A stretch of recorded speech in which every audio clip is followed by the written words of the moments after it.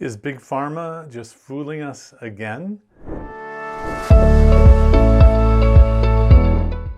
I'm Dr. Eric Westman, and welcome back to Dr. Westman Reacts.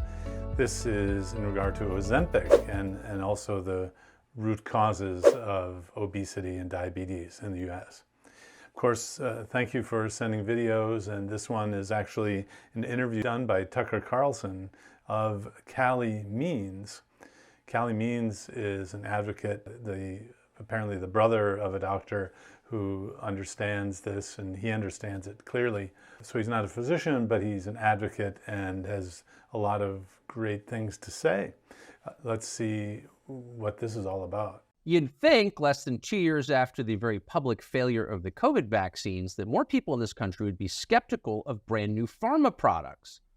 And maybe they are, but they don't seem very skeptical of Ozempic, which is a diabetes drug that apparently, at least in the short term, can help people lose weight. And on one level, you can see why they're not skeptical. This is a very fat country. That's a huge problem. And a lot of people, a lot of us, wouldn't mind losing 20 pounds by taking a pill. So why shouldn't we? Well, we thought it'd be interesting to hear the other side, a side that you were not hearing on the question of Ozempic from someone who knows a lot about it. Callie Means. So before we get to what Callie Means has to say, it's not just Ozempic. There are similar drugs with similar types of molecules or hormones that these drugs mimic your body's own hormone response to eating. So it basically tricks your brain into thinking you've already eaten. And as the companies have created these drugs, they're quite powerful. The Ozempic is one brand name, then Saxenda, and then there are other ones that are specifically designed for diabetes and weight loss. This is the Mounjaro and Zepbound and Wegovy. I have to say, in my obesity medicine practice at Duke, which is a lifestyle-based practice, not a day goes by when I don't have to explain what these medicines are, and the massive popularity is such that many people come to me already on these medicines by their other doctors, their primary care doctors, who kind of skip over the idea that you could just accomplish this by changing the food. And that's really kind of the theme in this interview, is that the root cause has to do with food. And actually, I'm really impressed with Callie Means and his ideas here. Let's hear what he has to say. Is the founder of TrueMed. He once worked for Pharma. He definitely does not now. And he joins us today in studio. Callie, thanks so much for coming on. Pumped to be here, Tucker. So you want to lose 20, and I'm speaking from experience, you want to lose 20 pounds, you don't really want to stop eating pizza. This seems like a super quick way to get healthier. Why wouldn't you take Ozempic? Why shouldn't I take Ozempic? There's three big reasons Ozempic is very problematic, and I think really the Rosetta Stone to understanding what's gone wrong in healthcare and frankly pharma industry corruption. The first point I want to make is that if a fish tank is dirty, you clean the tank. You don't drug the fish. And in America right now... So they won't notice. In America right now, we've got a very dirty tank. 50% of teens and 80% of adults are overweight. And this has happened in just a generation. We didn't become systematically lazier in the past generation as Americans and frankly suicidal. Something has happened. And the core mistake of Ozempic is that obesity is not an Ozempic deficiency. Obesity is not the root cause of the problem. Obesity is one branch of the tree of underlying metabolic dysfunction that's ravaging our country. As we talked about, with over 50% of Americans having prediabetes now, 33% of young adults. Wait, most Americans have prediabetes? Oh, it's by some measures is up to 60% of the whole country? Of adults and 33% of young adults and teens. I especially like how he can rattle off the statistics. They change all the time, so I'm not up to speed on that, but that's true. So that the food is the root cause, and then the manifestations of the bad food, junk food, if you will, is the obesity, the diabetes, prediabetes, insulin resistance, add on polycystic ovary syndrome, fatty liver, all these other heartburn, GERD, irritable bowel syndrome. All of these are actually targeted in a program and reversed in a program that addresses the food. And you're going to hear what I have come to believe as well, that, and a lot of evidence to support it, that the doctors are siloed so that they think they're treating kind of like the parable of an elephant. You have someone touching the tail and they say, well, it's a rope. And another doctor is touching the leg and says, well, no, it's diabetes is the problem, when really the elephant is has all of these different aspects to it. But if you only focus on one part, you think you'll get off track and not understand the whole picture. And you have a diabetes doctor, just a generation ago, wouldn't see one child in their entire careers with diabetes. Now, diabetes, which again is cellular dysfunction, is cellular disruption, totally caused by environmental factors and what we're eating. That's close to becoming, right, upwards of 50% of kids. It's 33% and growing radically. Teens, 25% have fatty liver disease, which is something you only used to see in elderly alcoholics. So there's a metabolic health crisis that's caused by decisions, right? The USDA, which is completely corrupt, the guidelines that set nutrition standards, 95% of the guideline committees paid for by food companies, they say that a 2-year-old, that 10% of their diet could be added sugar.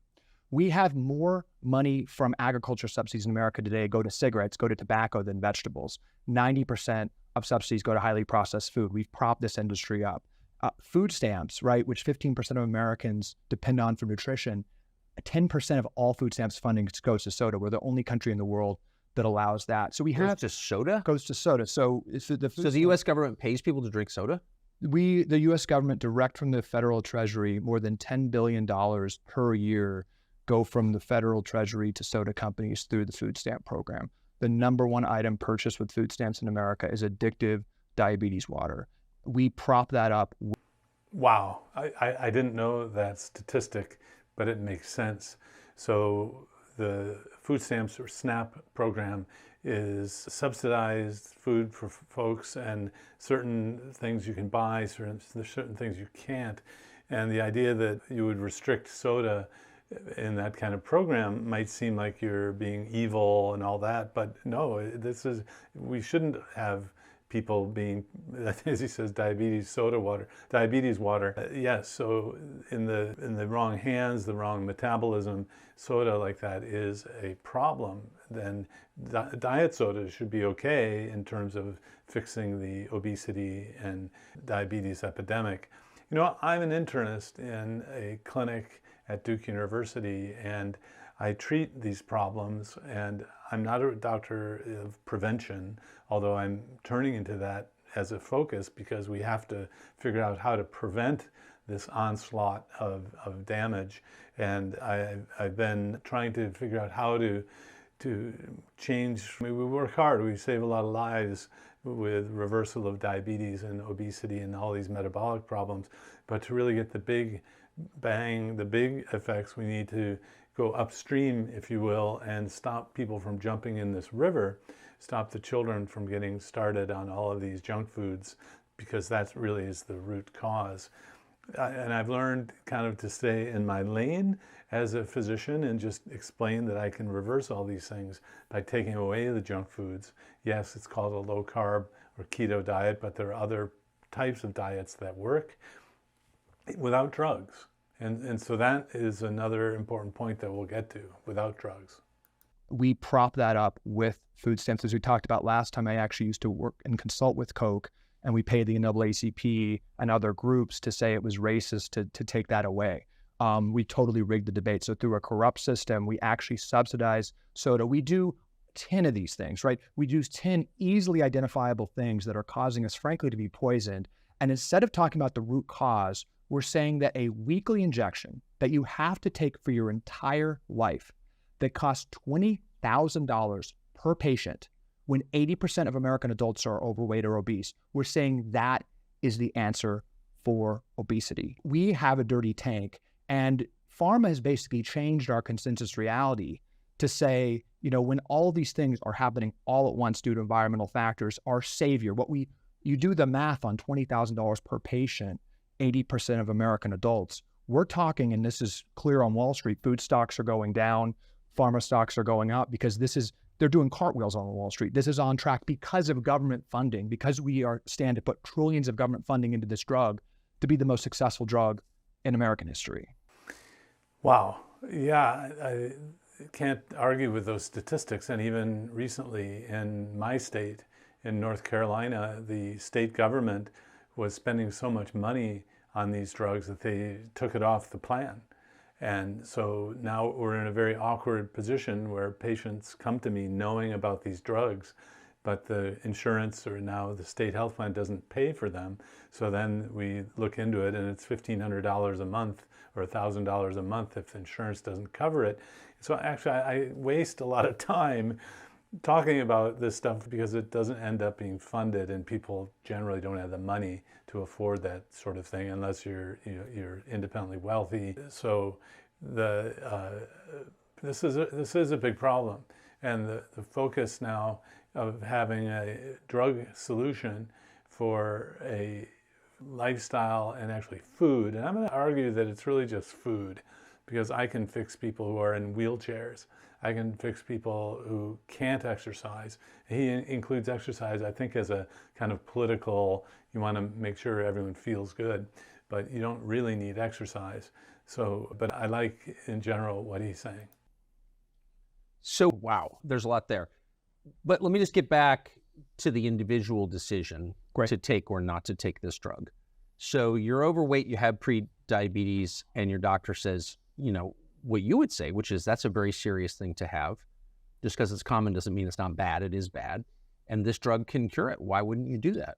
It segues really well into the second issue, why Ozempic is so problematic. So on a societal level, you know, I think anyone that agrees, you know, if you're just looking at this issue, you know, putting everybody and pumping everyone with Ozempic for their lives isn't the first thing you do to solve obesity. But even if it was perfect, even if it was perfect, but the problem is when you get to the individual level, this drug medically is a absolute disaster. Medically, it's a disaster. So all you need to know is that Novo Nordisk, the company that makes this drug, recently passed LVMH to become the most valuable company in Europe. So this company, most valuable company in Europe, they don't allow this drug for obesity in Europe. Almost all of Novo Nordisk's revenue is coming from taking advantage of Americans. This is not the first line of defense for obesity in any European country. It's not approved by the government regulators. They are saying on their stock calls that all of their growth is coming from the US. They're taking advantage of a broken US system in the United States. And when you dive into it, even people in the United States who are getting government funding, insurance funding for this drug don't have to pay for it. 30% of them go off the drug within 3 months.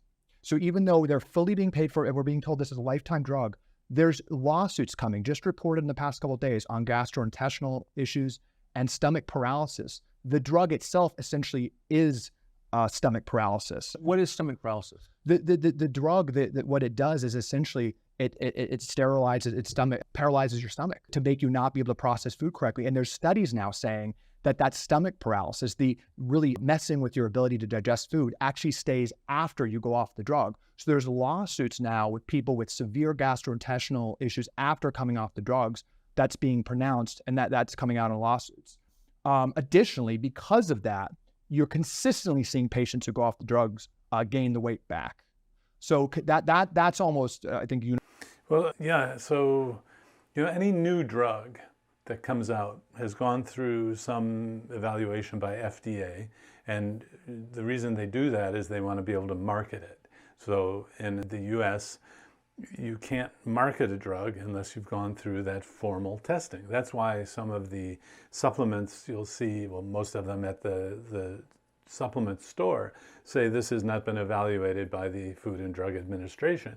They haven't gone through that formulation because they're not marketing it on the TV or anywhere for a specific claim. They're not making a claim. If a drug company wants to make a claim, they have to go through FDA. That's why these studies are done. Typically, thousands of people are put in clinical trials before an approval. So maybe 10,000 people go through these studies and they collect the information. There's some debate about whether the information is collected honestly, if some of the information is suppressed in the studies typically done by the drug companies themselves. But the idea is you have a certain knowledge base on 20,000 people. Let's say the drug looks good. very few side effects, although in the clinical trials of Ozempic and Saxenda and Wegovy, about 30% of people had significant GI issues and dropped out of the study. So that means 2/3 didn't. So, but you can take your chances with that. So when you go from thousands of people to millions of people taking a drug, just because of the variability in humans and also that people are taking medications now. Often the drugs aren't studied in people with medication, and now you're giving it to people with medications. A lot of doctors don't really understand that there's a healthy, otherwise healthy bias in these clinical trials. Although sometimes the FDA requires you to do certain kinds of studies. But the point being is that you go a quantum leap in exposure to people, and you will find out things that you didn't know.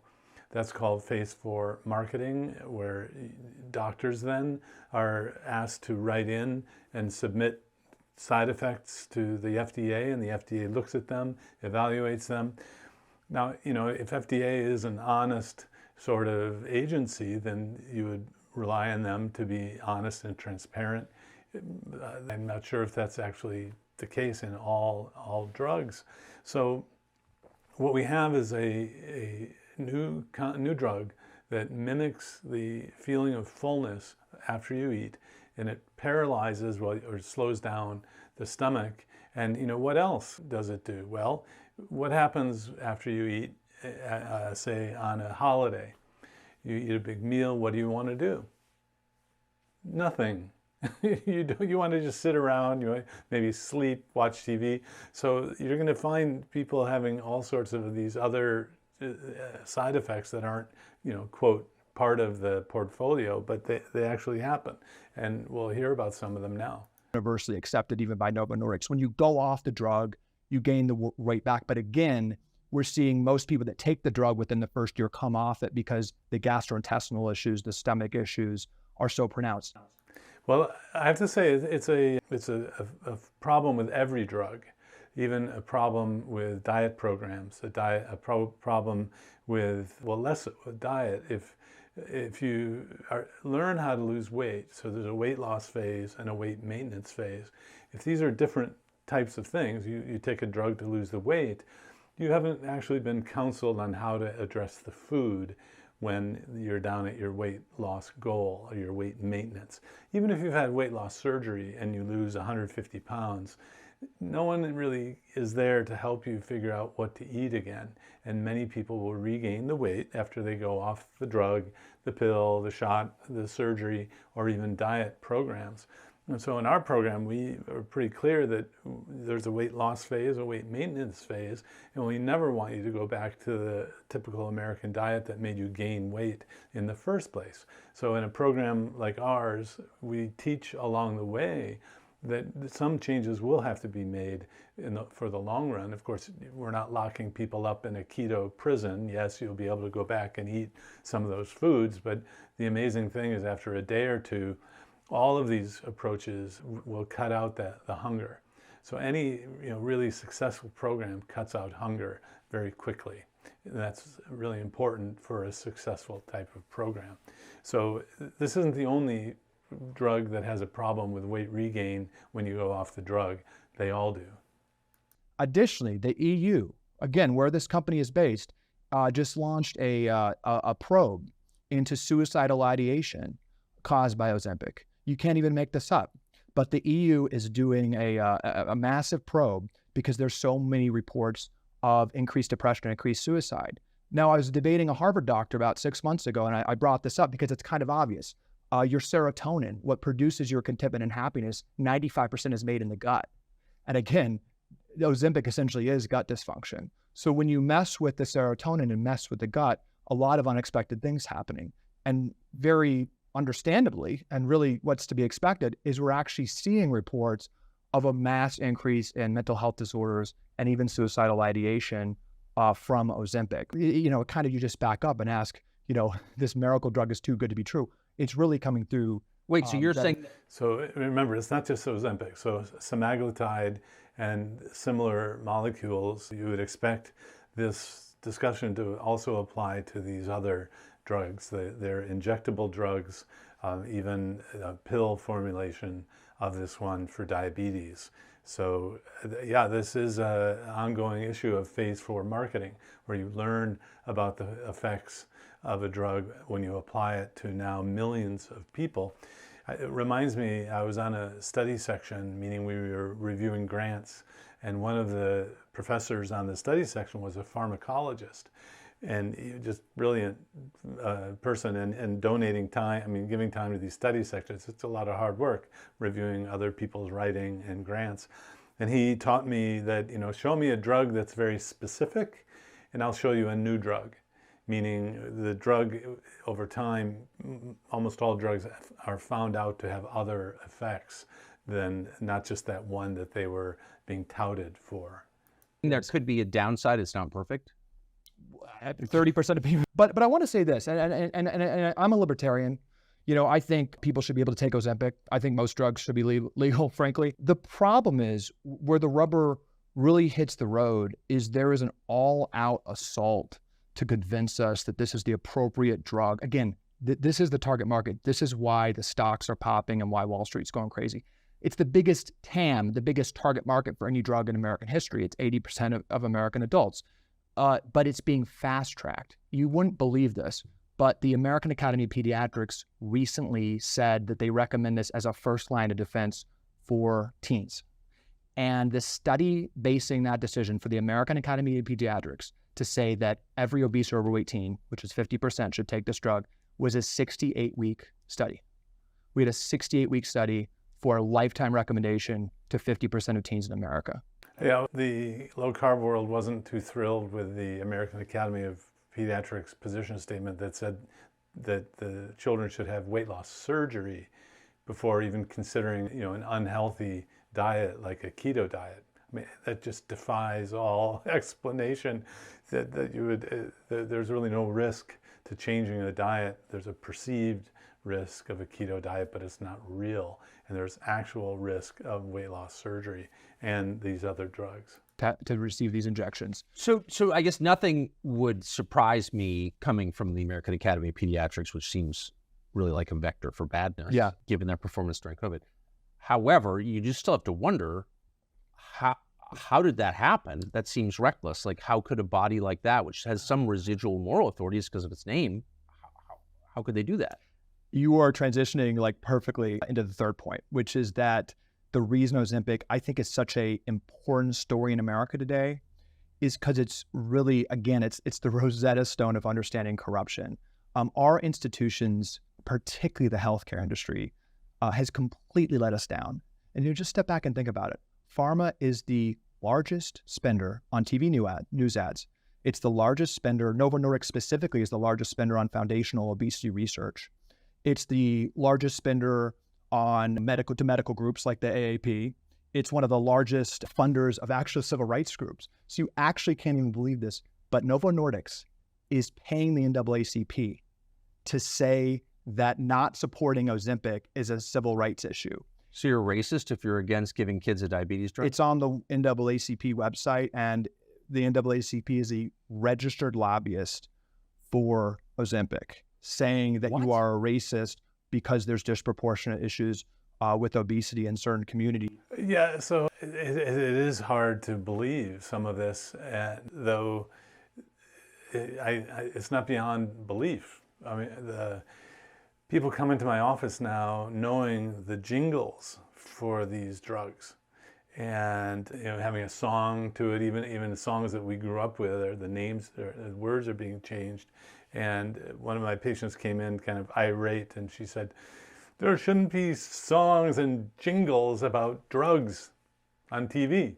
And actually, that's going to be one of Callie's recommendations, to get the drug ads off the TV. Makes good sense to me. And the idea that Novo Nordisk is funding all these things doesn't surprise me. I sat in a meeting at the Obesity Medicine Association some years ago. I was on the leadership there when Novo Nordisk came in and said, "Here's our plan for bringing drugs to treat obesity." And in this group, obesity medicine specialists, we welcomed it because there really weren't any drugs at the time. There was phentermine, there was Qsymia, there were some other pills and mix and match, but no drug company had brought in this sort of systematic research until then. And what I've seen now is that fruition of that development, and the medicines are too strong, really. I mean, but they have to be strong. As we heard, this is an American issue. It's an American food problem, and the medicines have to be really strong to get people to not be succumbing to the foods that are designed to make you be hooked. And so Callie is a whistleblower coming out of Pharma. There was a whistleblower about the food industry where they create foods that you can't resist. The salt, sugar, fat combination, the bliss point. And that's why you end up eating the whole bag of Doritos or Fritos, or I don't care what brand. So it's fascinating. Yes, I'm a doctor in my clinic, but I struggle to get people to understand that maybe not only Big Pharma is fooling you, but also the food industry, and now thinking that they might even be together. But what can we do about it? I didn't go out to get special training in public health, although there are doctors in our space who have done that, who have some great ideas, and I certainly am going to look at the book that they have. Let's continue with the interview. You're a racist for not supporting government funding for Ozempic. Of course. And the NAACP takes money from the drug maker? They're a registered lobbyist for the drug maker. How can the NAACP be a registered lobbyist for anybody? They have a lobbying organization. They have to declare who their lobbying clients are. And as reported in NPR very recently, they are registered as a lobbyist for Novo Nordisk. And on their website, they're saying it is an example of systemic racism to not support federal funding for Ozempic. So this is what I saw working for Pharma. You just have to ask who people trust. People trust the medical groups. They trust civil rights groups. They trust the media.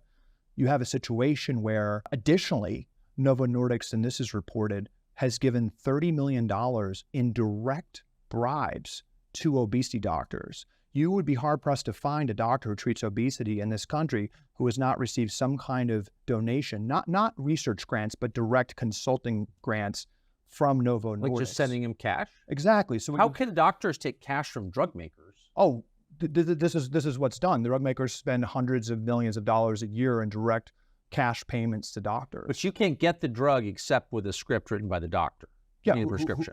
Who take direct consulting fees from. How can that be legal? This is. So I don't get money from Pharma. If you were wondering, I don't do consulting with Pharma, but the people I know who are doing research get grants that are funded by Pharma.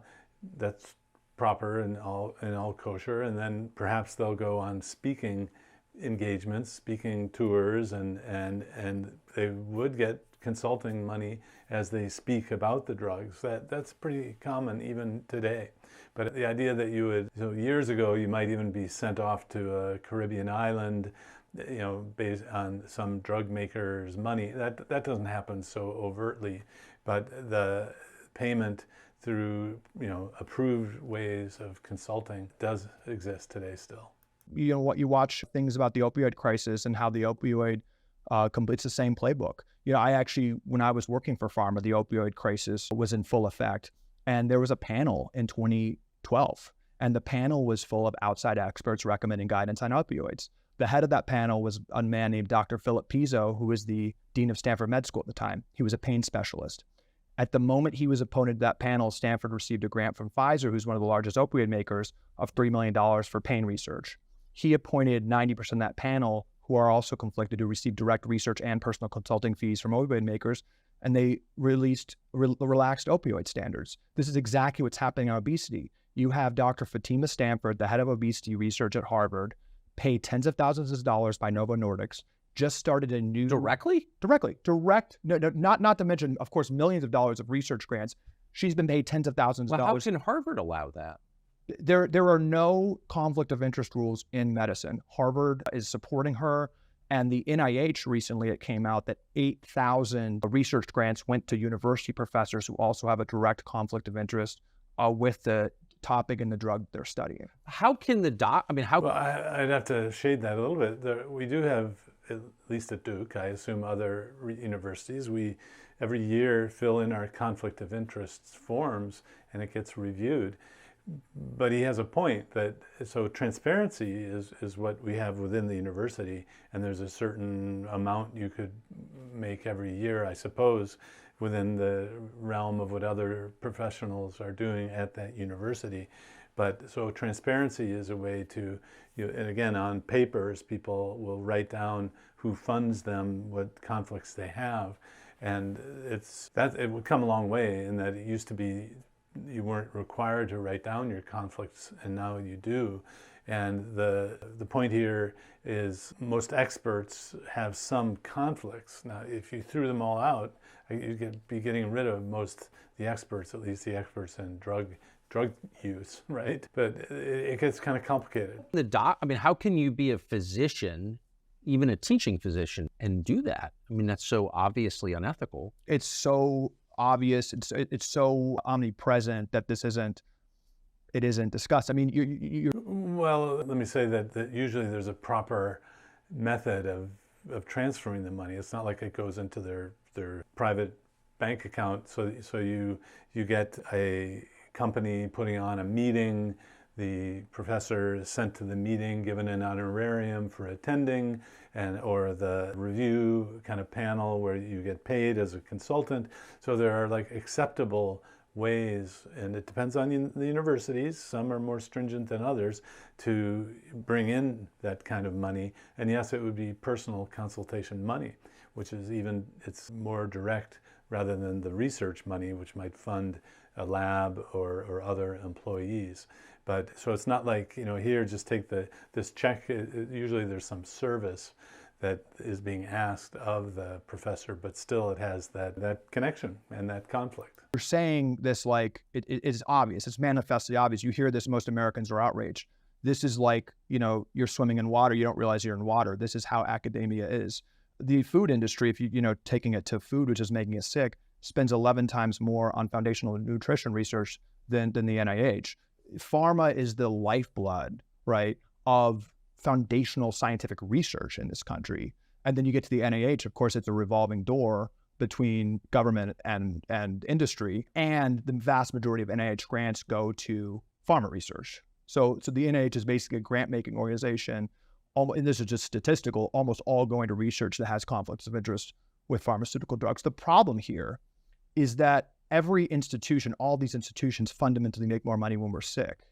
Ozempic doesn't cure obesity, it manages obesity for life, and that's a problem. Statins don't. I'm sorry, I should have asked at the outset. You made a couple references to it for life. Is that as advertised? Oh, no, that's so if I sign up for Ozempic tomorrow, the physician will tell me you got to take this forever. Those are the instructions, yes. They admit that there's unknown metabolic problems if you go off. That's on the box. No, this is a lifetime injection. The key thing here, Tucker, and again, getting the corruption, right? You're paying off the doctors, you're paying off the medical groups. 50% of TV news funding. I mean, I think I've seen it. Yeah, and there's RFK's talked about this back in the day with Roger Ailes. When 50% of your bills, speaking the choir here, but 50% of your bills are paid by a certain interest, why didn't the news media have any curiosity during COVID why people were dying of COVID? Metabolically healthy people weren't dying of COVID. This is where the corruption and really where it all ties together. I'm sorry. This is fascinating, and I hope you're staying with this, because the companies, pharma, giving so much ad revenue to the media makes them a little less aggressive against going against the hand that's feeding them, which is actually not so subtle form of corruption, in that the media may not be holding that industry accountable because they're supporting the industry.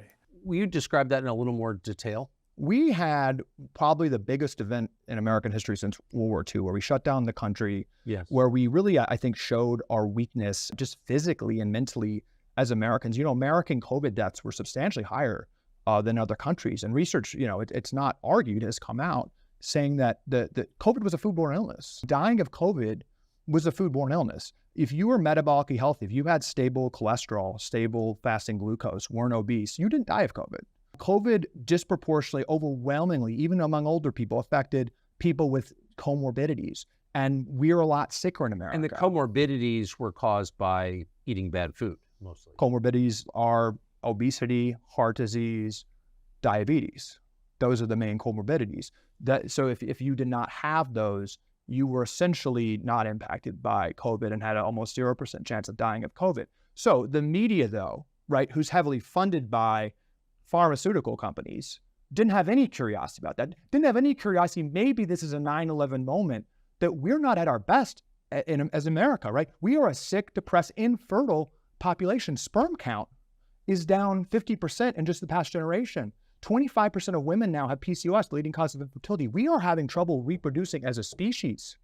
And these are all connected. And there was a moment to talk about this, but instead the media, the government institutions who are paid by pharma, pushed a pharmaceutical solution with trillions of dollars of airtime as the solution to our crisis. This was one of the greatest public policy mistakes in American history. After coming off of the worst public policy failure, I think one of the worst in American history with the COVID response on every level, keeping the bars open and shutting down the schools, to pushing an effective pharmaceutical solution instead of root cause solutions. We're being asked to trust pharma. That's all good points. And it took me a little while to process that COVID death was a foodborne problem, meaning it was the junk foods that led to the obesity and the diabetes and the medical problems, and those people were at much higher risk for death if they got COVID, hospitalization and death. In the keto community, there were a few papers that came out that said, you got to clean up the food. You got to have the sugar be normal, no diabetes. And I think one of the main problem is that takes time, a little bit of time to reverse. And nobody knew how long the COVID problem would happen or would continue. No one knew how long the COVID problem would continue. But the idea that it was the bad food that led to the bad health problems that led to the COVID death is a rational explanation.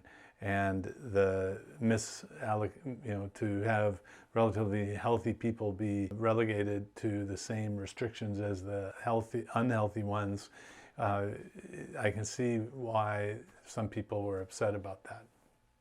When 80% of the American people, their bodies are like rebelling against them with obesity, which are clearly a sign of underlying issues, where Ozempic and daily, weekly shots is not the root cause. This just on its face doesn't make sense. And then you trace the corruptions. Again, Ozempic is paying off everyone. They are one of the 5 largest funders, the company itself, one of the 5 largest funders of news ads, one of the top research funders of obesity research, largest funders to university on the obesity topic. And the thing I, kind of ram home here, Tucker, is you just have to look where the money is. So if you actually look at the analyst reports that are propping up these stocks, they're assuming an increase in obesity. So you talk about all the Novo Nordisk's largest company in Europe. They literally, where the money hits the road, where people are investing millions of dollars, they're assuming increased rates of obesity over the next 10 years in America. I was talking to a doctor at Harvard. They're underwriting a loan for a new obesity center where they can treat an issue Ozempic. Those loans have projections for growth of obesity. They're not projecting that increased Ozempic is going to decrease obesity. The loans that are underpinning these medical centers, if you go to any city in the country, the biggest, most beautiful building is some kind of new pediatric, obesity center or cardiology center. The loans assume increased rates of conditions. So fundamentally, we have the largest industry in the country, healthcare, not asking. Imagine a leader saying, how do we reverse obesity? How do we cure obesity? They're not asking that. They're saying, how can we actually say obesity is not your fault? Oprah, who's involved with Weight Watchers, just apologized for preaching personal accountability over the past decades. She said it's not personal accountability. We're supporting Ozempic. Obesity is becoming something. Do you think Oprah got paid? She's highly involved with Weight Watchers. Yeah, Weight Watchers has shifted from a personal accountability organization that it's been preaching for decades and is now a prescriber of Ozempic. They've totally changed because Ozempic is a better business model because you never go off of it. Yeah, I was surprised to go to the Weight Watchers website. You do that right now. And at the top is have medication. And so they hire doctors who will take some information from you, and you can pay Weight Watchers now for medication in telemedicine online, which again, as obesity medicine doctors, we're a little worried that we prefer the clinical model where you actually sit down and eyeball somebody and you before you prescribe a medicine like this. But that was a shock when Weight Watchers purchased a company that sells medication, but it was kind of just what we all knew is that Weight Watchers didn't work for most people. And people who come to the obesity medicine clinic like mine try Weight Watchers, and it's not the right metabolic fit. So, but you don't have to have a company that fixes everyone to have a good company. But the idea that they are now pushing medicines is a telling sign. This is insane. So maybe one of the reasons this is accepted, people don't see it as totally crazy, as I do. I don't take Advil, so all of it seems crazy to me. But the average, say, 65-year-old person in this country is on how many drugs? About 7. 7. Yeah. And not just intermittently, but like over years. Chronic. 90 plus percent of funding for medicine dollars is around chronic lifetime. So it's more recurring revenue.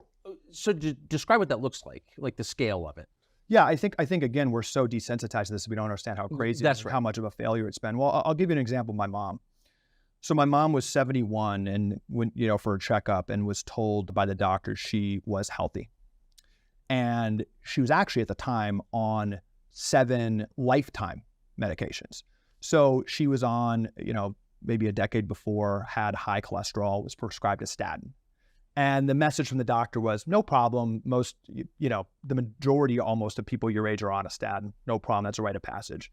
Then she had high fasting glucose. Again, that's basically prediabetes, which majority of people have. Metformin, one of the most prescribed drugs in the country, high blood pressure. So she has these comorbidities that are almost seen as like rites of passage. It's a rite of passage for a man over 40 to be on a statin. The majority are.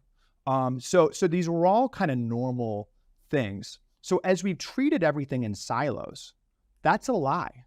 Heart disease, diabetes, in many ways depression, Alzheimer's, they're branches of the same tree.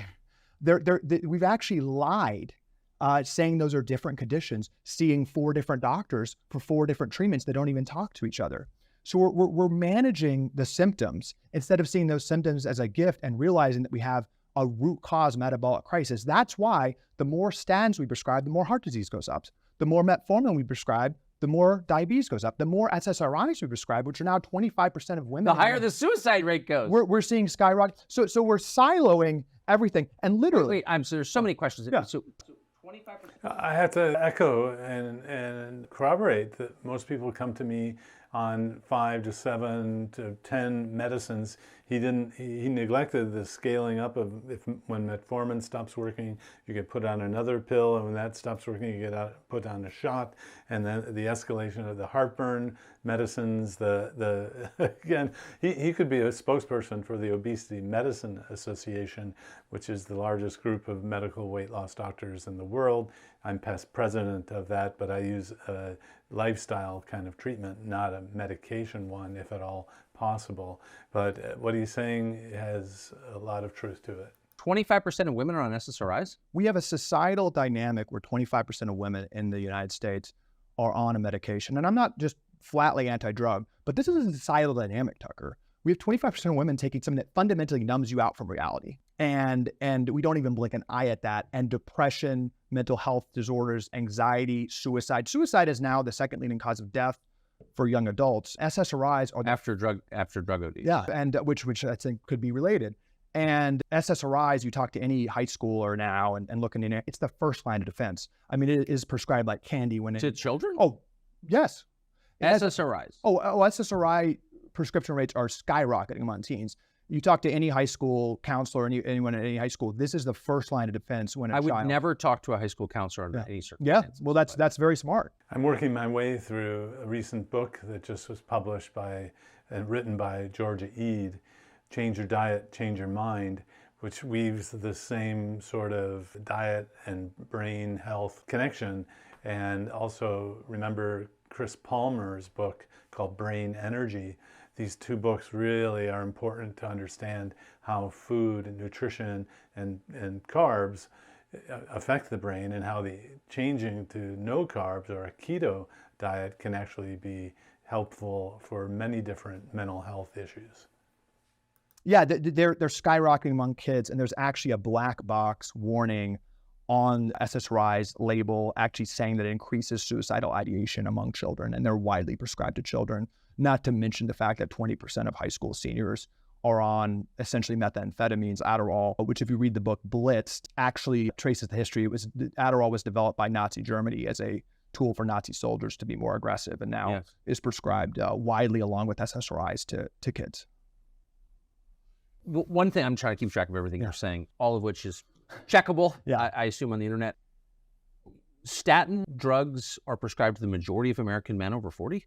The last rate, I think 2019, the last study I said was 45%, and I think there's reports that now post-COVID it's close to 50%. So what's the downside of statin drugs?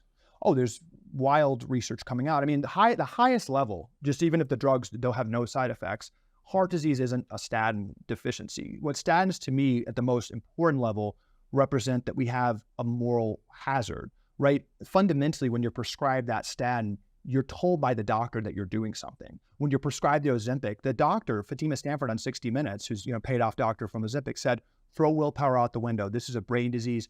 Food isn't the problem. It's a medical issue. Take Ozempic. Do not worry about what you're eating. I remember Dr. Stanford, who's not at Stanford, but she's in the Obesity Medicine Association, and when she came out and said that the lifestyle has nothing to do with obesity and you need drug treatment, no. That, again, paid off by industry, as he claims, or subtly influenced in some other way. There are other ways to handle this. This is exactly what Purdue Pharma said about pain. Yeah, so you have these messages. You have the statins. You're doing something. You now can eat what you want to eat. You wouldn't even believe this, but until 2018, and Dr. Robert Lustig, who's a hero of mine, has pointed this out, an endocrinologist at UCSF, the American Diabetes Association said that as long as you take your medications, you do not need to change your diet as a diabetic. So you literally have guidance from the American Heart Association, from the American Diabetes Association, now from the obesity industrial complex, saying that if you take these drugs, you're good.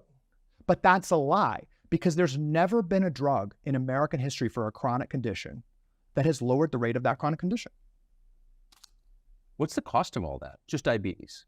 Well, with diabetes, this is the root cause. Again, it's a misnomer to see this as an isolated condition. Almost 100% of people with Alzheimer's have prediabetes or diabetes. Diabetes is one of the... Seriously? Alzheimer's is now called type 3 diabetes. The most highest indicator you can have for dementia or Alzheimer's is some kind of blood sugar dysregulation. If you have normal fasting glucose levels, your chance of having any type of dementia is very, very low. Dementia is highly tied. Again, I don't even like using the word diabetes. Diabetes is cellular dysregulation caused by our environment or food. Again, the majority of people in this country have some form of that happening inside their bodies because of our environment, and this is unprecedented. So diabetes is really the root cause. But if you just take diabetes, this is one of the biggest line items in the U.S. budget. We're spending, if you add up all the line items we're spending on healthcare just to manage diabetes, it's more than the defense budget. The U.S. government spends more managing diabetes than it does on defense? What is going, if you want to stack rank what would bring down the American Republic, it's not, marginal rates of military spending. It's not, what the marginal tax rate is. Our biggest line item in our budget, the biggest part of our economy, is healthcare, and it's also the fastest growing industry. Healthcare is the largest and the fastest growing industry in the United States. The bulk of that spending is coming from government, And as it grows, it produces worse results. It is not slowing down. It's going to be 40% of the budget in about 15 years. Yeah, so, when you think about it, compared to, say, when I was in training in the 1980s, chronic medical care in general for Americans hasn't really been very effective. So when you manage things by drugs, you're not fixing the underlying problem. And so adults who have chronic medical issues, take control of your food and your lifestyle, food being the most important thing. You don't have to go down that pathway of medications. And if you are on medicines, we can help you reverse that pathway, but do it with a doctor who understands that. I have to think that part of the failure of internal medicine, which is my training, and I haven't gone to an internal medicine meeting for a long time because they don't talk about food. The failure has been the inability or lack of attention to the root cause, which is food. And if you just use medications, medication care doesn't fix the underlying problem. And I think Callie is spot on by saying it's a lie to say that you'll be healthy and great, have a great life without complications if you just take this medicine.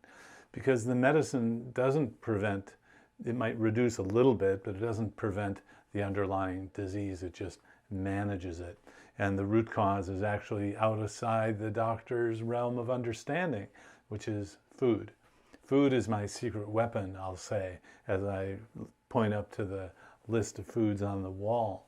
And it is so effective and important. I had no idea, though, that we spend so much on healthcare. I mean, I've heard that said. Again, I'm an internist in a clinic, and this is pretty shocking. And it's only growing. There's nothing stopping this trend. And as that's happening, we're becoming an infertile, depressed, sicker population at an almost exponential rate. We're going to cease to exist as a country because we let that happen. And you look at the budget and you look what's really going to destroy the budget in our country. Defense is a small part of it. It is healthcare costs. It is metabolic dysfunction. And is diabetes the biggest? Diabetes and prediabetes is the root of almost everything. You have very few people with heart disease, with many forms of cancer, with dementia, with all these. This is the lie that's being told. When my sister graduated Stanford Medical School, she had to choose between 42 specialties. She was a head and neck surgeon, and then the fellowship was going to be even a smaller part of the body, 1 millimeter of the fit. That's what doctors devote their lives to, like literally a millimeter. That's a lie. That's a lie. When she was cutting out sinus inflammation, right? She looked at a patient's report. They had 60 pages. They had prediabetes, they had depression, they had heart issues. She didn't speak to those doctors. And she was never trained how the inflammation that she's cutting someone's face open and taking out, not once at Stanford Med School was she trained or even brought up why that person has inflammation in the first place. It's not just Stanford, which is my undergraduate alma mater. Pretty much every medical school doesn't teach this connection between food and health. Can you imagine that a doctor doesn't come to appreciate that the input to the system, the nutrition matters? I mean, it really is kind of astounding, and you have to wonder if there is the seditious being bought off, or let's say the money attracts people a certain way without the actual handshake of being bought off. That surgery, Medicaid will pay $20,000 for that, along with all the other comorbidities the patient has. We're training doctors, right? Medical schools, pharma companies, hospitals, doctors, nurses, insurance companies. They make money when people are sicker for longer periods of time. The way to do that is to silo conditions. That's why Ozempic is so important, because obesity is not a siloed condition. Obesity is a visible example that we are losing our way as Americans, and treating that in a silo is just medically not going to work, and it's happening because of corruption. So, but it is, and I should just say I agree with everything. Yeah. But even if I disagreed, it doesn't matter. I would say Ozempic is a response to an actual problem. You conceded that. So if Ozempic isn't the answer, what is? If you were an alien that came down to Earth and saw what's happening in America, and I want to make this clear, it's happening specifically in America. I mean, our obesity rate, diabetes rate, heart disease rate, it's multiples more than some European countries and Japan, countries like that. There's something unique happening with the environment in America. And if you came down, an alien that was smart, that kind of, had a veil of ignorance and looked around, and you saw 80% of Americans consuming such toxic things in their environment that their bodies are literally cellular, is the visible result of cellular dysregulation. Obesity is literally the cells crying out for help and showing that they're dysregulated, which represents stuff happening invisibly in the body, such as all the chronic conditions we've talked about. If you look at that happening, highly related to mental health disorders, highly related to infertility, all connected, you would never say, let's keep everyone sick and give them marginal drugs. You would just never do that. We have been completely gaslighted by pharma. Elon, who I think is the most important American in the country, but has recently said these drugs are good. I think it's a little bit unlike him, because we're not analyzing the problem and assessing what the root cause solution is. And I think we've changed our reality. We've changed our perception of kind of what reality is based on pharma, thinking that these marginal tools. And we've lost our way, right? The drug for every condition in a siloed state hasn't worked. We're all getting sicker. We've totally lost our way. Peter Attia pointed out that if you control for infectious diseases, and acute things that would kill you right away, life expectancy really hasn't grown in the past 100 years. With the almost 100% of life expectancy increase, which we all herald, is acute issues, things that would have killed you right away, right. Childhood mortality. If you actually, chronic polio, appendicitis, stuff all like that stuff. Yeah. And so we actually have really lost our way. And if there's one moment to kind of, as a country, say, can we change course a little bit? It's this, because this is the biggest issue. This is 80% of Americans. It is going to, just do the math. In America, when drugs are prescribed widely, costs don't go down. You're not allowed to lower drug prices if they're prescribed widely. And the moment Ozempic is approved, which is an all-out battle to do for government funding, there's an incentive for every obesity doctor in the country to prescribe this to 80% of American adults and 50% of US teens. The government then can't tell the doctor what to prescribe. So you've got a $20,000 cost. This is $20,000. That price is not coming down. Do the math. 50 million, we have much more than 50 million obese people. 50 million is well over $1 trillion a year. This is why the stocks are going up, right? So the battle here, and this is my point to Elon and a lot of people, I want you to understand the battle is, what are we going to do societally about the metabolic health crisis? And what should we do? Like, you're in charge. I know you said you're a libertarian, but let's just imagine you were a fascist and you could do whatever you wanted. What would you do? It's not what I think the president can do numerous things tomorrow that will I think one of the biggest lies we're being told is this can't be turned around quickly. We did not have a metabolic health crisis a generation ago, and we can turn this around very quick. I don't think the American people are mass suicidal, frankly, which is what we're acting. We have an addiction crisis. I can give you a couple right now. The president tomorrow can tell the FDA that the US can no longer be the only country in the world that allows pharma ads on TV news, which isn't to influence the consumers, it's to influence the news. Pharma buys off the news, and the FDA can issue an order tomorrow saying that that's no longer the case, that we can't. I love it. So, okay, Rob Califf, former Duke professor, have FDA take off ads for drugs off TV. I don't know how that's going to happen, but you could do it. Can't have pharma spending on TV news. That is an executive decision. It can be issued tomorrow, and it would totally undercut the ability of the pharmaceutical industry to control our information. Food stamps, the ag bill. So you think that pharma? I'm sorry. Yeah. You're throwing so. Yeah. For my aging pizza brain, it's hard to keep up. But you're saying that pharma buys TV spots not to convince people to ask for specific drugs from their physicians, but to subvert the news business? This is an open secret working for pharma. Well, I never even thought of that. This is an open secret. The kind of silly ads you see between the news breaks, the points of that is not, it's marginally to impact the customer, but the pharma's already got that. They've already bought off the doctors. They're good on that. No, this is an open secret. The news ad spending from pharma is a public relation lobbying tactic essentially to buy off the news. The news is they're not investigating pharma.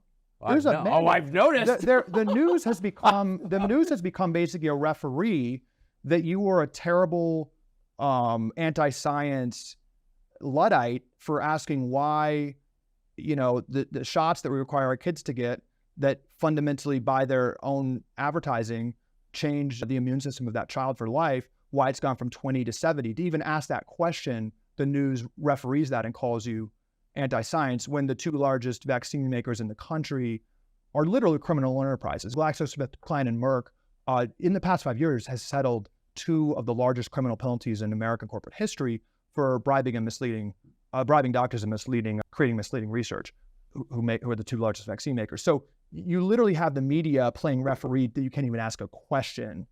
A parent is actually... If you have a vaccine injury, and many people right. have, including some I know very well, even a profound vaccine injury, you're not allowed to complain about it. No, you're anti-science. Even if it can be shown, this is a vaccine injury. The media plays referee because they're funded. But so in all levels, right? On all levels. And I'm very dark, Callie, me. Well, I think it's hopefully empowering. I think... Well, yeah, I don't know that it's dark. It makes sense, really. If you're a corporation and you're trying to make more money, which is the purpose, this kind of makes sense. You'd do it. This is why we have an opportunity here, Tucker. Like Ozempic, this is not some new, it's kind of this funny thing. It's kind of vain. I can lose weight. This is the reason the stocks are going up is because this is going to be a lot of government money. This is going to be the highest funded drug from the U.S. taxpayer in history. And we've got a society. When are we going to say, let's go another direction? Why are we trusting pharma now when they've been completely acting to garner no trust? We have to be basic here and incentivize better eating, better farming. Think about public policy with the $4 trillion we spend on healthcare. How can Americans be more active?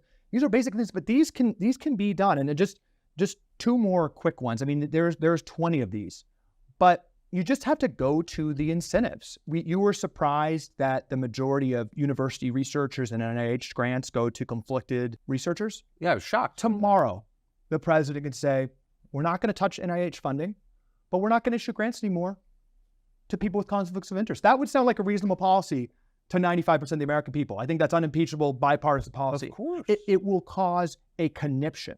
The media, the next day, with their talking points, would say it's the most anti-science. And NIH funding. Exactly. So you could do that. You could change ag subsidies, which are just tens of billions of dollars to process food. You could put restrictions on university conflicts of interest, which are essentially R&D labs for pharma. And I think a key one, Tucker, and you go back to the American Academy of Pediatrics, this isn't just some industry group. The American Academy of Pediatrics, the American Diabetes Association, and these medical groups have statutory authority to create the standard of care for how we practice medicine in the United States. They are funded majority by pharma. So the groups that are literally have statutory power to create the standard of care for diabetes, you just step back. Why aren't doctors in giving their patients prescriptions for food interventions if they have prediabetes? Why aren't they giving them and prescribing them and allowing them to use their medically, tax advantage dollars to exercise? If you actually follow the science, that would be the correct medical intervention to reverse that. But we're so gaslighted by this. It's just not even batting an eye that it's just pill, pill, pill. Americans follow incentives. It's what we're trying to do. TrueMed is a doctor actually can write a note for exercise and food. And that actually can open up medical tax advantage dollars and other insurance dollars. Doctors could do that, but the second you get someone off the chronic disease treadmill, that's not a profitable patient. There's nothing more profitable for the pharmaceutical industry than, frankly, a sick kid. You imagine a kid with prediabetes, inevitably they're obese, inevitably they have hypertension, inevitably they have heart issues. They're going to be, like my mom, much earlier on just a ton of drugs, being told on each of those drugs that you're not curing anything. These are conditions you need to manage for life. So we're getting people, there's a war to get kids on that bandwagon. We need to have the moral clarity, frankly, and communicate this like RFK's communicating it. There's something really resonating, and at the core of his message is that we've really lost our way. This is a big issue. This is corruption. It's corruption. At the end of the day, which is destroying our kids, profiting on us being sicker and addicted and depressed, quite frankly. This is a big issue we need to unwind. And frankly, President Trump has made some strong statements about this. I'd say watching the GOP debate, it's like watching a bizarre world. I mean, Rome is burning in a lot of ways. We have a corruption problem, and it sounds like they're at, some cocktail party in 1988, GOP cocktail party. It's not about the marginal tax rate. It's not about, the Medicare Part D, page 300. Strength. Our biggest industry, the healthcare industry, is profiting from us being sick. It's just that simple. We need to unwind that, or we're going to destroy our human capital and destroy our budget. If people have come to the end of this conversation and want to learn more, I never do this, but I think it's worth it with you for sure. How can they learn more about your views on this? How can they learn more about these issues? What would you recommend? Well, as we talked about, this is my life's passion with my sister, who was a doctor who left the system. And I'll announce it right now. I've helped her write a book that's just put on Amazon today called Good Energy, Unwinding and Unpacking These Issues Using Her Experience in Medicine. We put our heart and soul into that book to really unwind these issues, which we think are the most important issues in the country. And then my company is TrueMed.com, and we help write food prescriptions. I mean, it's our company, but I want to say that I think it's the most important issue in the world. What we need to do is doctors need to follow the science. Doctors need to, when somebody has a metabolic condition, explain to them and incentivize them to practice better eating, to exercise. People listen to doctors. When we were told the food pyramid to eat carbs, we ate carbs. When we were told to take vaccines, we took vaccines. When we were told to stop smoking, smoking rates plummeted. We need every doctor and every medical leader, and frankly, I hope leaders like Elon who care about human capital and our potential, to say we need to unwind this and we need to get back to root causes in America and talk about food, talk about exercise, talk about sleep. You can transform your life. These policies would transform things. You can change your biomarkers in 3 months if you go on a functional medicine type program and really have curiosity about what you're eating, your behavior. I wish he said a low-carb program or a non-junk food program. Functional medicine is a brand of medicine that has lots of other ideas about supplements and all that, but you can do this just by food kind of prescription like his company is doing. What if we had that message from our medical leaders? So we're working on that with TrueMed, and I'm on Twitter, which I have mixed feelings about, but talking about this on my Twitter, Callie Means. Callie Means, thank you for that. Thank you. Well, I'm looking down at the comments on this so far, and it was just posted recently, maybe 5 days ago. I had pre-diabetes, went low carb, intermittent fasting, lost 45 pounds. In August 2022, I was 500 pounds. I went on keto diet and quit eating carbs and sugars and have been walking. I'm currently at 265 pounds. The low carb diet, keto diet, is here at the top for responders and how to practically manage this. So I went to calliemeans.com and so his website, and here are the 5 simple policies to transform American health, and I love them. First one, ban TV pharma ads. Second one, no soda on SNAP. Well, that should be no sugary soda. Fire the corrupt USDA nutrition panel. Yeah, we shouldn't have the USDA guidelines the way they are at all. Number 4, no conflicts of interest among NIH researchers. Knowing what I know about food, I've gone to NIH researchers and they're not curious because they want to find the mechanism and then treat it with a drug. I can confirm that in my limited experience. Number 5, reform the insane agriculture subsidies. That one, is a little more out of that's a little more out of my wheelhouse, but that has been a problem for a long time, the agricultural subsidies. So what a great video. Thank you for sending it.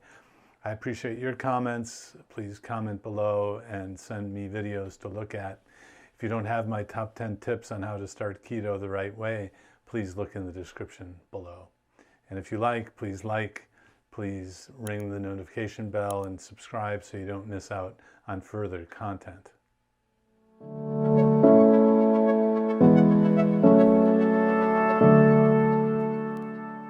If you enjoyed this video, be sure to like, subscribe, and hit the notification bell, and check out adaptyourlifeacademy.com.